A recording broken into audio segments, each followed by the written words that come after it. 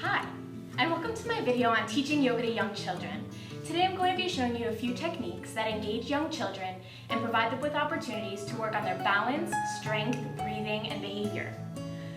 Before deciding to become an OT, I was a preschool teacher who worked with students from the ages of around 3 to 4. My class size was usually around 28 to 30 students, so things could definitely get a little bit hectic and crazy throughout the day. I used yoga as a fun way to calm a crazy class and enable students to use their bodies in healthy and productive ways. So now that I work at the therapy center, I'm able to reach more families in the community and work with their children to develop healthy habits. Over the years, there has been a growing body of evidence that shows that yoga can actually help improve things like balance, strength, endurance, flexibility in school-aged children. And not only that, it has also been shown to improve areas such as focus, memory, self-esteem, academic performance, and even classroom behavior.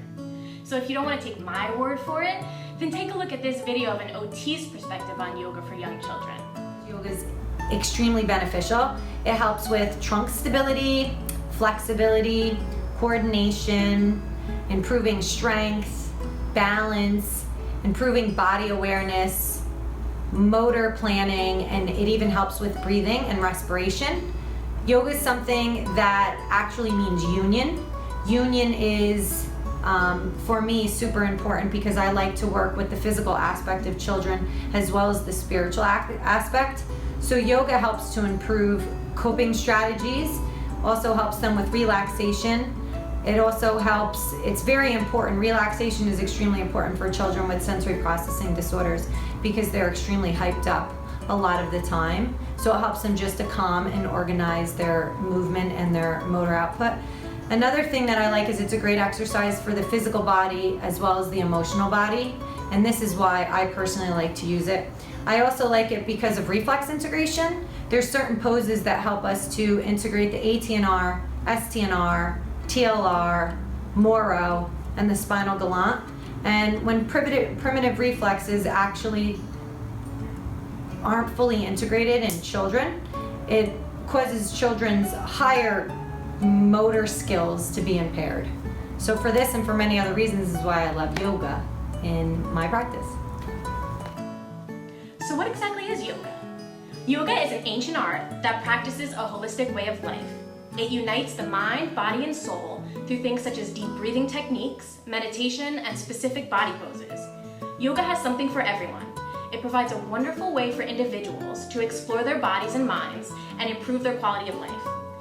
For children in particular, yoga is really effective because it is something tangible. Learning physical postures builds confidence, awareness, and strength, and it also reinforces the mind-body connection. What are the materials you need? Luckily, you don't need a lot of fancy equipment or tools to begin teaching yoga to children. All you need is some comfortable clothing and a wide open space. Usually, yoga is done barefoot, so you don't even need to worry about special footwear. Additional materials can include soothing music and a yoga mat. The yoga mat provides a little bit of padding on the hard floor, and it also gives the child a sense of their own personal space. So today I'm going to be showing you 4 different yoga techniques that are both fun and interactive for children.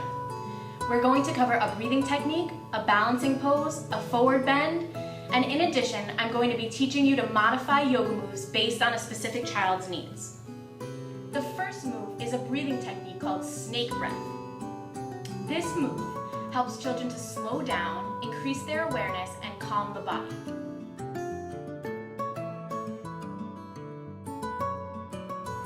So for this move called the snake breath, you're going to sit up tall, you're going to take a deep breath in, and when you breathe out, you're going to make a sound like a snake. So when we sit up tall, our hands on our knees, we're going to close our eyes, we're going to take a deep breath in like this. And when we breathe out, we're going to make a sound like a snake for as long as we can. And then when you let go, you're going to make a sound like a snake.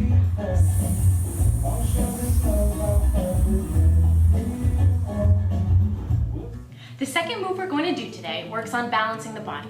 It is called the airplane. Balance poses bring children into focus and develop alignment, strength, and flexibility.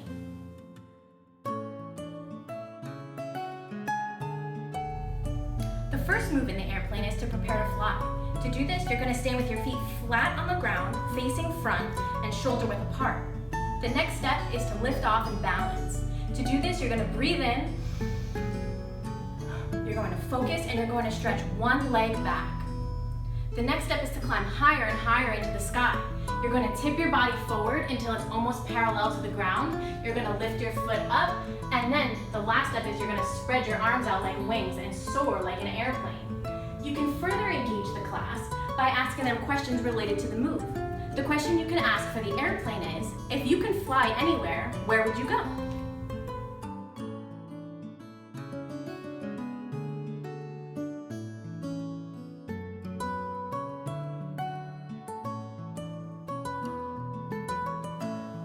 The third move is called down dog, and this is a forward bending pose. This move stretches and strengthens the legs, and it helps to open up the spine and the chest.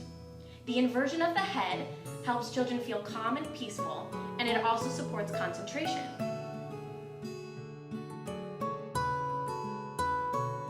To do the down dog, you're going to need to sit like a puppy dog on the ground. You are going to bend your knees like this, and you're going to fold your body down.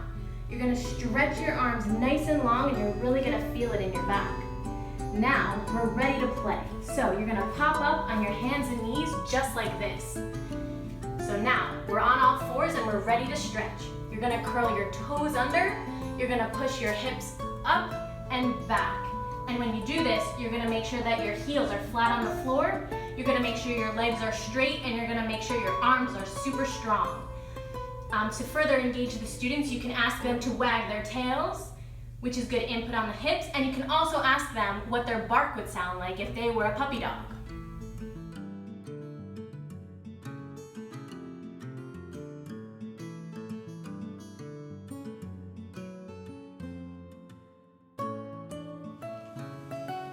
The fourth and final pose is a back bending pose, and this is a great energizing posture. It opens up the shoulders and chest, and it even works to stretch out the heart and strengthen the back.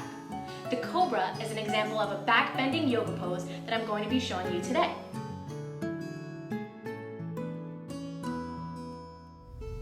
The last move is called the cobra. To do this, you are going to lay on your belly, and you are long and strong. You're going to put your hands on your head, and you're going to take a couple of deep breaths. And you're just going to relax. The next step is to put your hands on either of your sides right under your shoulders. The last step is to push up and arch your back and make sure your arms are almost straight. Then you're going to make a sound like a snake.